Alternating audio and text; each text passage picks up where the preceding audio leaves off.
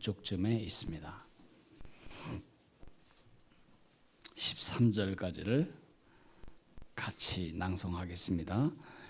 육신을 따르는 자는 육신의 일을, 영을 따르는 자는 영의 일을 생각하나니 육신의 생각은 사망이요 영의 생각은 생명과 평안이니라. 육신의 생각은 하나님과 원수가 되나니 이는 하나님의 법에 굴복하지 아니할 뿐 아니라 할 수도 없습니다. 육신에 있는 자들은 하나님을 기쁘시게 할 수 없느니라. 만일 너희 속에 하나님의 영이 거하시면 너희가 육신에 있지 아니하고 영에 있나니 누구든지 그리스도의 영이 없으면 그리스도의 사람이 아니라. 또 그리스도께서 너희 안에 계시면 몸은 죄로 말미암아 죽은 것이나 영은 의로 말미암아 살아있는 것이니라. 예수를 죽은 자 가운데서 살리신 이의 영이 너희 안에 거하시면 그리스도 예수를 죽은 자 가운데서 살리신 이가 너희 안에 거하시는 그의 영으로 말미암아 너희 죽을 몸도 살리시리라. 그러므로 형제들아 우리가 빚진 자로 돼 육신에게 져서 육신대로 살 것이 아니니라. 너희가 육신대로 살면 반드시 죽을 것이로되 영으로서 몸의 행실을 죽이면 살리니. 여러분은 정말 복받은 사람들입니다. 복이 있는 사람이 아니고 복을 받은 사람들입니다. 여러분은 세상에 그 놀랍게 뛰어난 사람들이 알지도 못하는 하나님을 아버지로 알고 섬기고 있습니다. 천지를 지으신 창조주가 그의 전능의 손으로 함께 하시고 도와주시고 공급해 주시고 지켜주시는 여러분의 영적 호적부의 보호자, 그러면 하나님이 손드시는 그런 인생이 되었습니다. 병원에 갔는데 양승환 환자 보호자분, 그럴 때 아무도 없으면 제가 얼마나 외롭겠어요. 언제나 제 보호자는 하나님이십니다. 여러분도 그러시죠? 하나님은 여러분과 나를 위해 놀라운 계획을 가지고 계세요. 날마다 그 하나님의 영광을 거울처럼 반사하며 그 영광을 누리며 그 영광을 반사하는 그런 삶을 살기를 원하시는 하나님의 목적이 있는 인생입니다. 여러분은 복을 받은 사람입니다. 그러나 여러분이나 저나 또 다른 면이 있습니다. 우리는 복을 받았을 뿐만 아니라 우리는 갈등합니다. 왜냐하면 우리 속에 전쟁이 있기 때문입니다. 어떻게 해서든지 하나님의 영광을 누리지도 영광을 반사하지도 못하게 만들고 하나님의 자녀의 특권을 누리지 못하게 만들고 하나님의 계획을 무력화시키려는 사단의 계획이 늘 우리 속에 작동하기 때문입니다. 우리에게 세 원수가 있는 건 아시죠? 첫째는 마귀, 두 번째는 세상, 세 번째 우리 속에 있는 진짜 나쁜 놈, 육. 그 육은 우리 속에 잠복해 있다가 내부적인 적으로 잠복해 있다가 보통 때는 없는 듯이 기지고 있다가 세상에 유혹이 오면 그 자리에서 반역해서 협공을 통해 하나님을 반역하도록 우리를 망가뜨리는 이러한 적군입니다. 내 속에 두 가지 의지가 있습니다. 성령의 의지, 육의 의지. 이 천국에 들어갈 때까지 지속될 싸움. 이것을 이겨내는 것을 신학적으로는 성화라고 부릅니다. 아주 쉬운 말로는 하나님의 형상을 닮아간다, 그렇게 말하기도 합니다.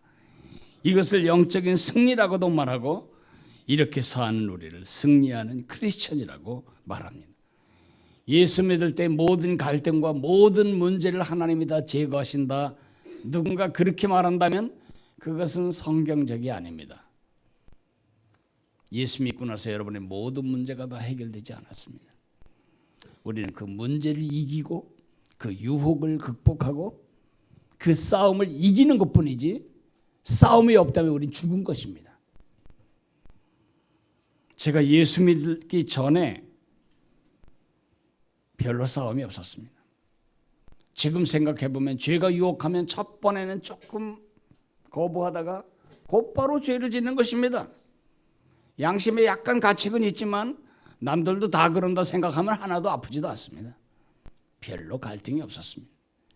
그러나 이제는 아주 작은 말 한마디를 형제에게 심하게 해놓고도 그것이 가슴 아파서 밤에 잠을 못 이루고 내가 하는 구질구질한 처신 하나가 마음에 걸려서 얼굴이 화끈거리고 점점 더 그 갈등의 민감함이 더 강해지는 것 같습니다.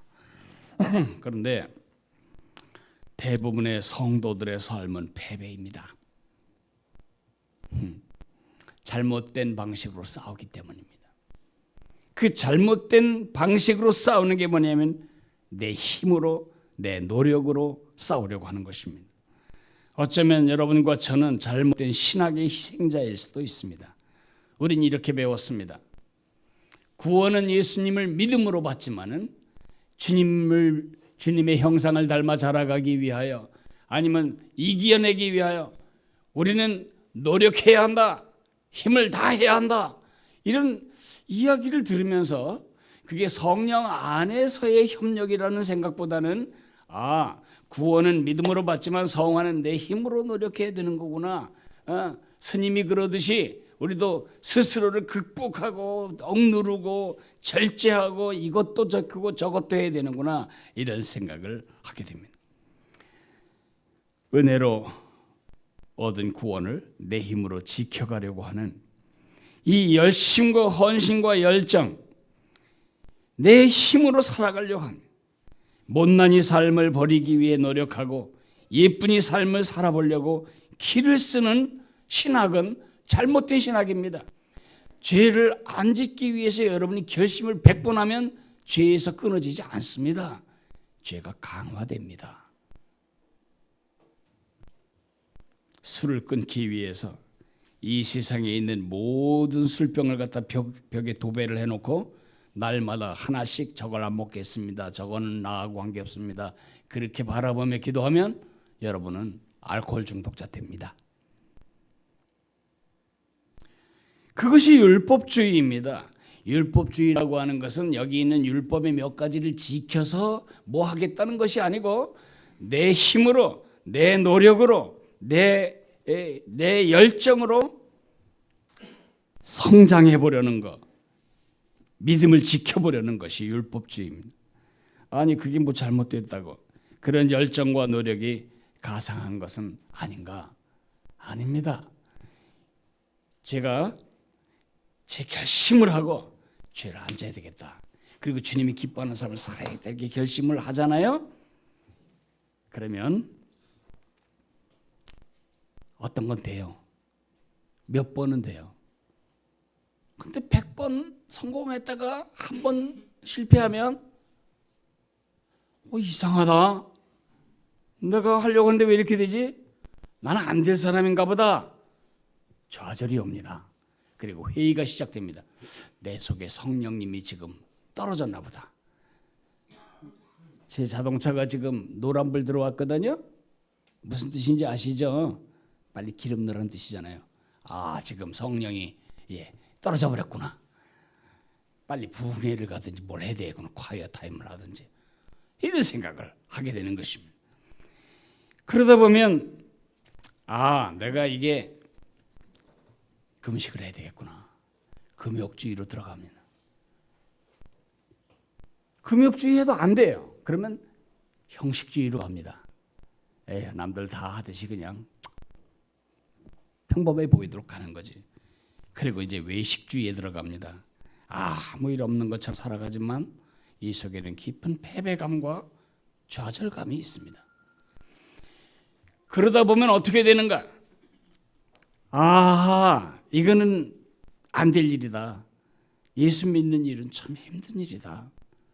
해봤는데 새벽기도도 해보고 금식기도도 해보고 부흥회도 가보고 11조도 드려보고 예배도 드려봤고 성가대에서 봉사도 해봤는데 달라지지 않아. 나는 예전하고 달라지지 않아. 그러므로 믿음은 소용이 없는 것이고, 그러므로 하나님은 없는 것이고, 그러므로 나는 구원받지 않은 것이고, 그래서 옛 삶으로 돌아갑니다. 그게 누가 원하는 거죠? 마귀가 원하는 것입니다.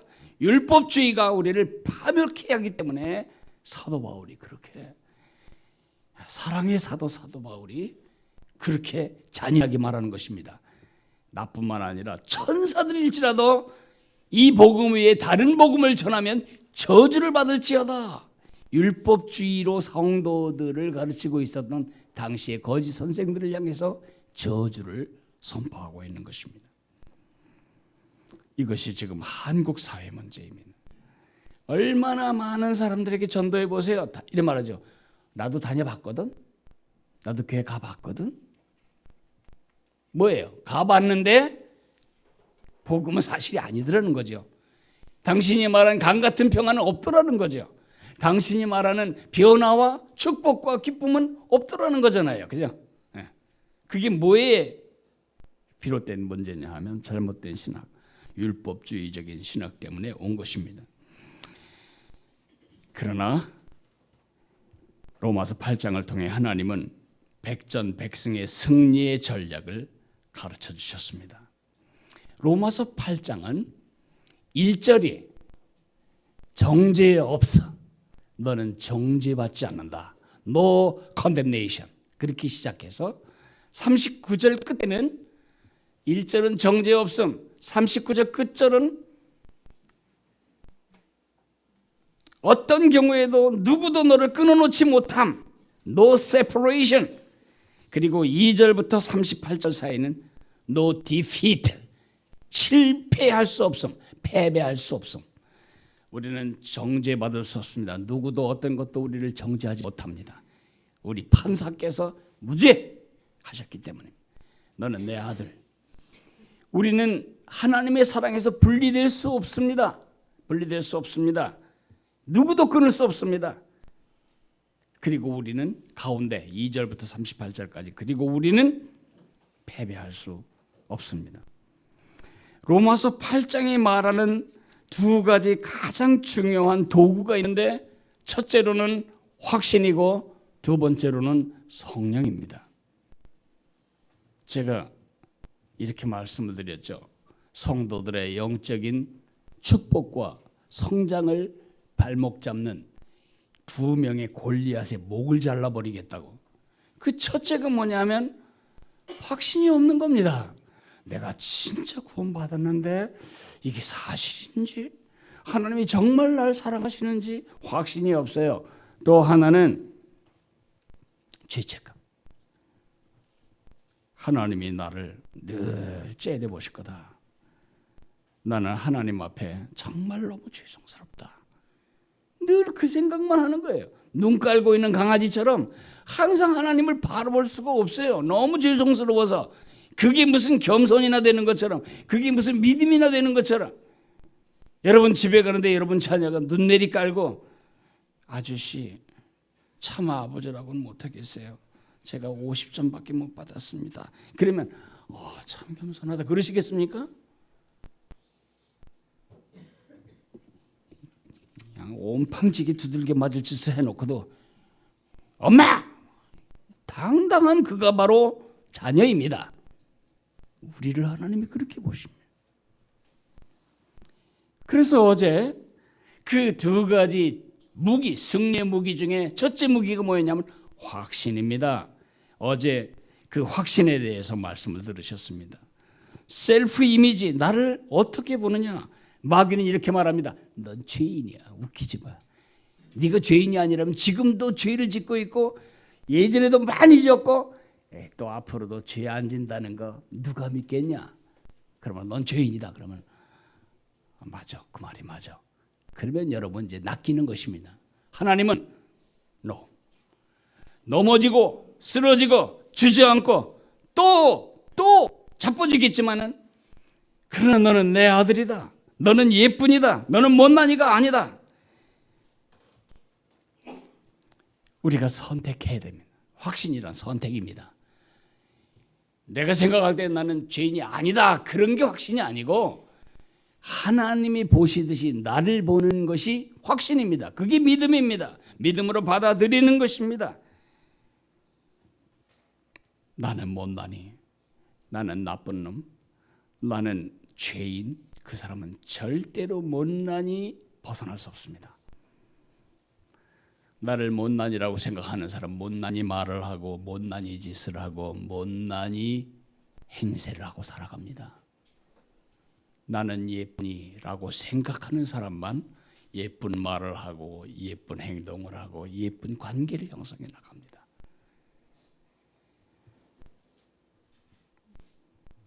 그 영적 자화상을 선택해야 합니다. 누구 말을 들으시겠습니까? 여러분 자신을 정의할 때 마귀의 정의를 선택하시겠습니까? 하나님 아버지의 여러분을 향한 정의를 선택하시겠습니까?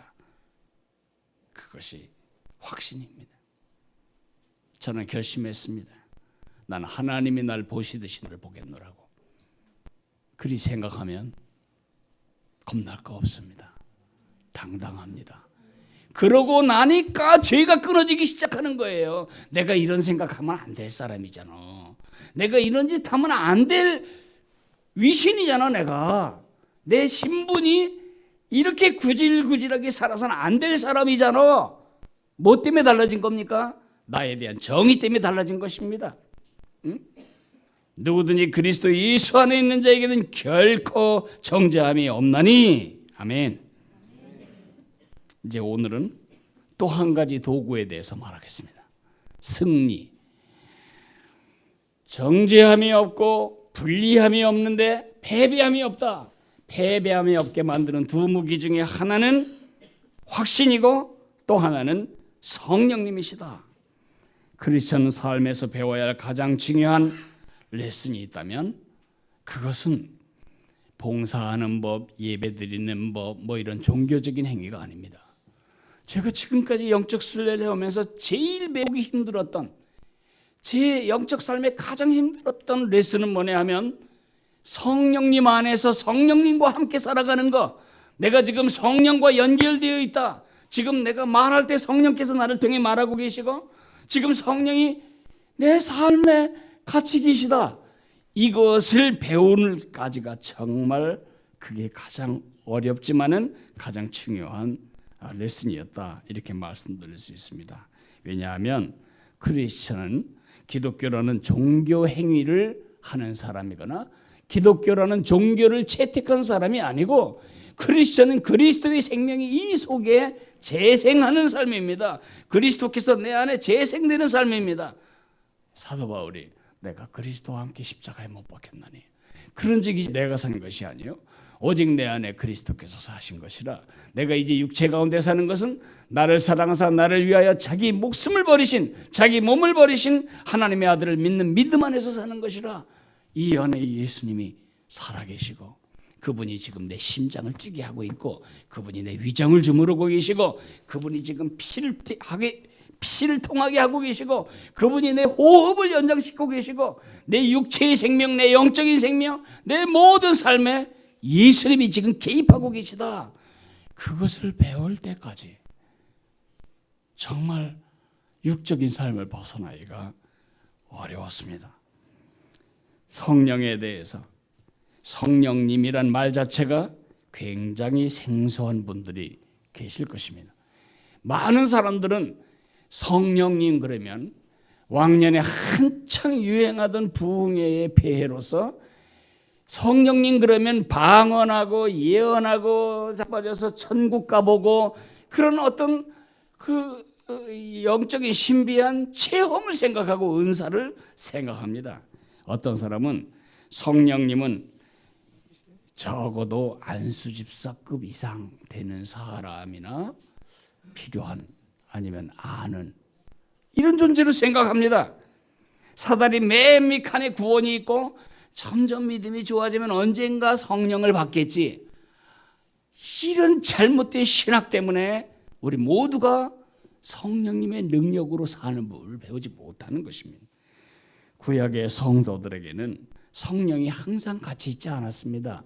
어떤 사람에게 특별한 목적을 위해 특별한 용도로 특별한 기간 동안 성령이 임하셨지만은 떠나셨습니다.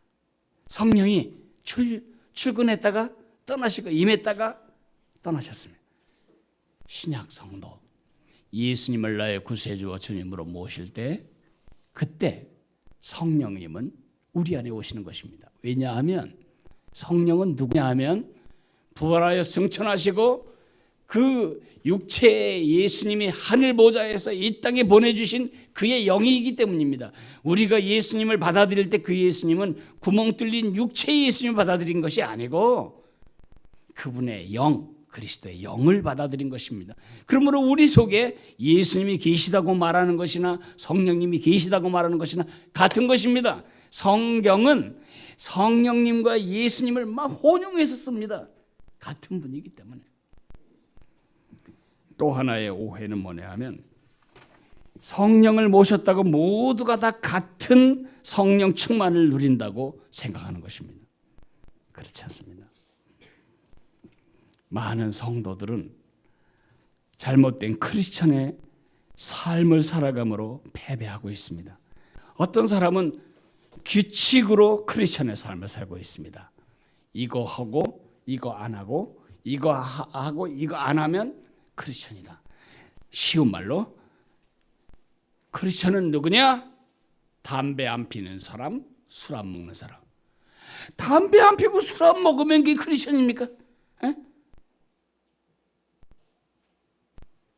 또 종교 관습으로 크리스천의 삶을 사는 사람들도 있습니다. 주일날이면 예배 간다. 수요일날이면 예배 온다. 기도하고 교제하고 섬기고. 근데 늘 공허해.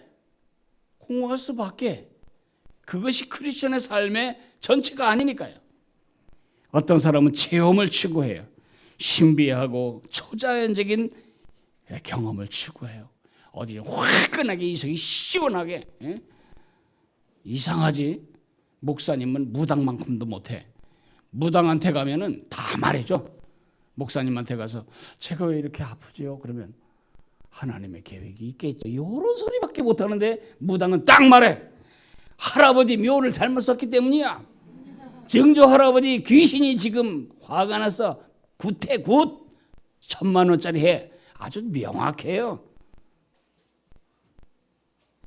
그래서 점점 더 짜릿하고 신비한 영적 체험을 찾아다니다 보면 막 신앙생활이 기복이 심한 겁니다. 천당 갔다 지옥 갔다 그 경험이 없는 한에는 늘 여기가 밋밋하고 갈급하고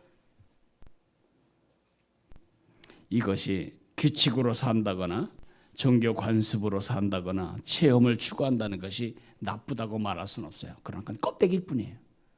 진짜 알맹이가 뭐냐? 성령으로 살아야 해요. 성령 안에서 살아야 하고 성령으로 살아야 하는 것입니다. 성령으로 산다는 건 어떻게 하는 걸까요? 저는 오래도록 정말 오래도록 제 영적 삶에 상당히 오래도록 잘못된 이미지를 성령으로 사는 것이라고 생각했어요. 그러니까 자동차처럼 생각한 것입니다. 한참 살다 보면 점점 성령의 수위가 낮아져 가지고요. 지금 제 자동차 곧 기름 넣지 않으면 서요. 그래서 노란불 들어오면 저 주위에서 갈 거거든요.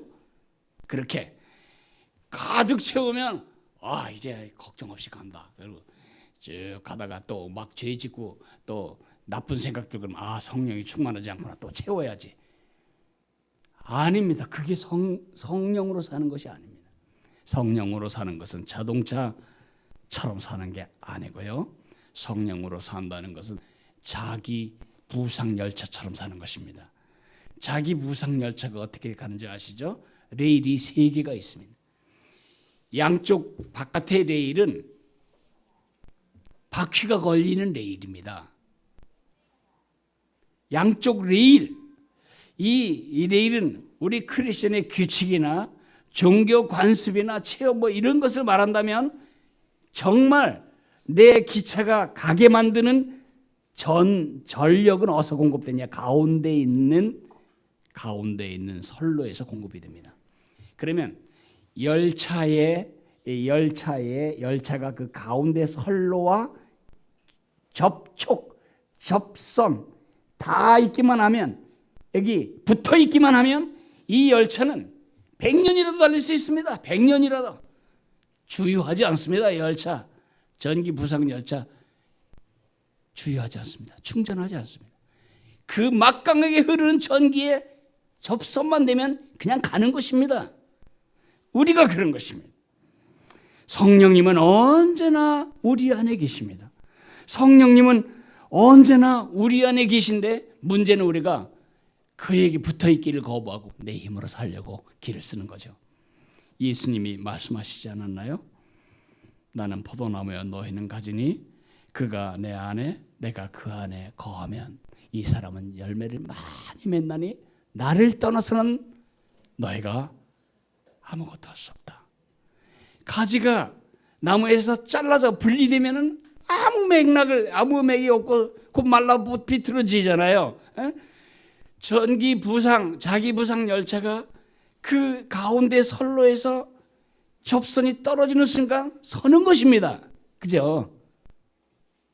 우리가 그렇게 바깥에 있는 성령님을 모셔드리는 게 아니고요.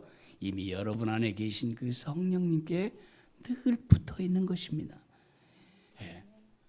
말씀과 기도로 날마다 그분께 붙어 있어요. 오늘 본문, 우리가 읽은 본문은 성령께서 주시는 두 가지 선물을 얘기하고 있습니다. 두 가지 선물은 첫째, 새로운 생각입니다. 성령님은 우리 안에서 우리를 변화시키기 위해 손대고 있는 그 출발점이 어디냐, 우리 생각을 바꾸시는 것입니다.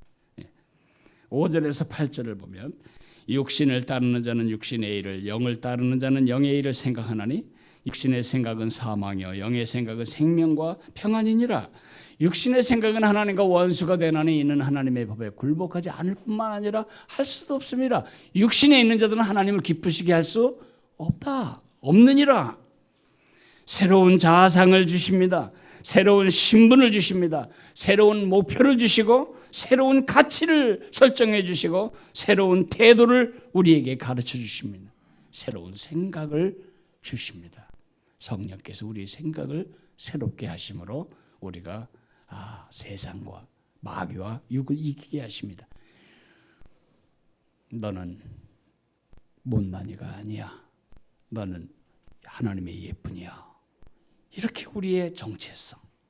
너는 그렇게 살면 안 되지. 너는 그걸 위해 살 사람이 아니지. 새로운 정체성뿐만, 새로운 목표, 새로운 태도, 새로운 가치, 새로운 전망. 성령께서 우리 생각을 우리 안에서 그렇게 바꿔주시기 때문에 성령님이 아니고는 우리가 이겨나갈 방법이 없는 것입니다. 두 번째로는 우리의 속성을 바꿔주십니다. 새로운 속성을 주십니다. 9절에서 11절까지를 보면 만일 너희 속에 하나님의 영이 거하시면 너희가 육신에 있지 아니하고 영에 있니? 누구든지 그리스도의 영이 없으면 그리스도의 사람이 아니라. 또 그리스도께서 너희 안에 계시면 몸은 죄로 말미암아 살아있는 것이나 영은 의로 말미암아 살아있는 것이니라. 예수를 죽은 자 가운데서 살리신 이의 영이 너희 안에 거하시면 그리스도 예수를 죽은 자 가운데서 살리신 이가 너희 안에 거하시는 그의 영으로 말미암아 너희 죽을 몸도 살리시리라고 말했습니다. 새로운 속성. 뭐가 우리 새로운 속성이죠? 이 안에 하나님이 계셔. 이 안에 하나님의 영이 계시다는 거죠. 질그릇 같은 이 허름하고 이 누추한 집안에 누가 계시다고요? 태양이 뜨고 태양이 지고 봄이 오고 가을이 오게 하고 천지를 지으신 창조주가 이 안에 임재해 계신 세 사람이 됩니다. 뿐만 아니라 나는 영원한 생명을 갖게 됩니다. 영원한 생명. 우리는 언젠가 이 땅을 떠나게 됩니다. 지금 내가 볼 때 10년 전보다 여러분 조금 더 낡았습니다. 제가 슬픈 얘기를 하자면 앞으로 50년 후에 여러분 폭삭 낡을 겁니다. 기분 나쁘지만 이것은 사실입니다. 우리 몸은 자꾸 후패해지지만 우리 속에 있는 영은 그렇지 않습니다. 우리 영은 오히려 반대로 점점 더 강해지고 점점 더 밝아지고 점점 더 힘이 있어집니다. 우리가 그런 사람입니다.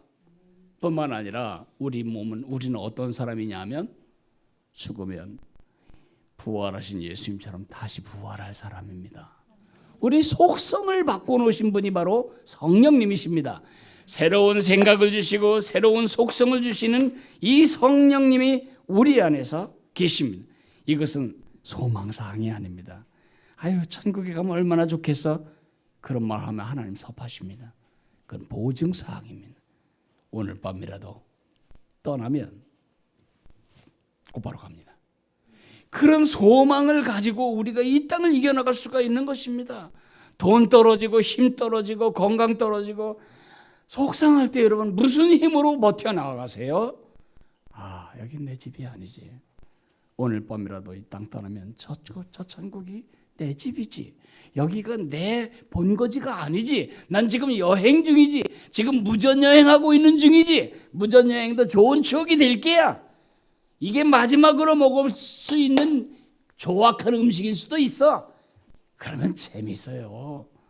저는 몽골에 가면 몽골 음식이 제일 맛있고 중국 가면 중국 음식이 제일 맛있고 인도네시아 가면 인도네시아 음식이 제일 맛있고 항상 그래요. 그 이유는 진짜 맛있어서가 그런 것 같지 않고 생각에 이거 내가 또 먹겠냐 죽기 전에 그 생각하고 먹으면 다 맛있어요. 정말이에요. 한번 해보세요. 제 생각대로. 오늘 슬픈 일이 당하면 이거 내가 무전여행하면서 마지막으로 가는 고생일지도 모른다 생각하면 이겨낼 힘이 있습니다. 이렇게 우리에게 새 속성을 주시는 분이 성령님이십니다. 승리하는 삶을, 영생을 제대로 누리는 삶을 살고 싶으십니까? 성령으로 사는 삶을 살고 싶으십니까? 우리의 선택에 달려 있습니다. 무슨 선택을 해야 될까요? 어제 이미지를 선택했습니다. 마귀가 말해주는 정의로 나를 정의하지 않기로, 하나님이 정의하시는 나로 나를 정의하기로. 오늘은 또 하나 결정하셔야 됩니다. 육을 따라 살 건가, 성령님을 따라 살 건가. 12절 13절 그러므로 형제들아 우리가 빚진 자로 돼 육신에게 져서 육신대로 살 것이 아니라, 우리가 육신에 아무 의미가 없어요. 13절 너희가 육신대로 살면 반드시 죽을 것이로되 영으로서 몸의 행실을 죽이면 살리니.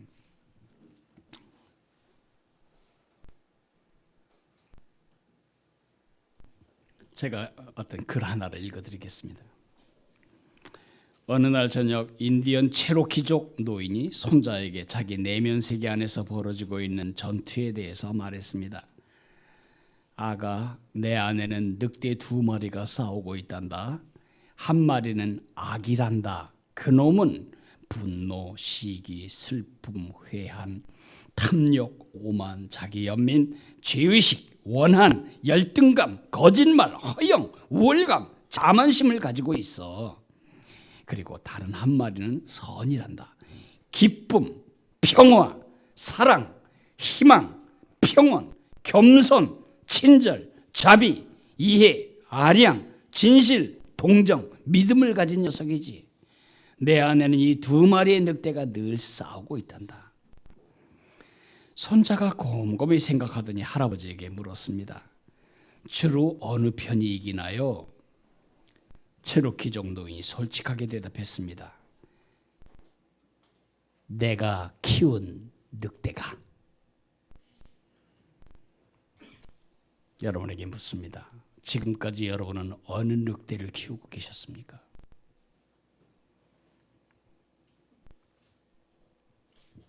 따라서 해보십시오.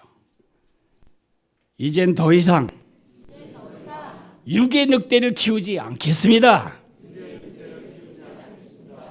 다시 한번. 이제 더 이상 육의 늑대를 키우지 않겠습니다. 오늘 개인 기도 시간에 꼭 그렇게 더 기도하시기 바랍니다. 기도하겠습니다. 사랑하시는 아버지 하나님, 은혜를 감사합니다.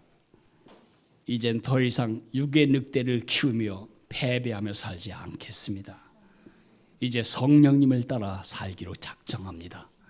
내 안에 계신 성령님, 나를 떠나서는 너희가 아무것도 할 수 없다고, 내 안에 이미 계신 예수님을 늘 의지하고 순종하며 그분께 내 의지를 굴복하며 살아가기를 원합니다.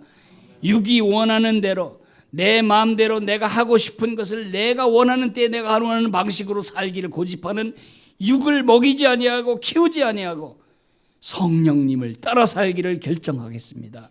하나님, 우리가 날마다 성령님으로 승리하도록 도와주시옵소서.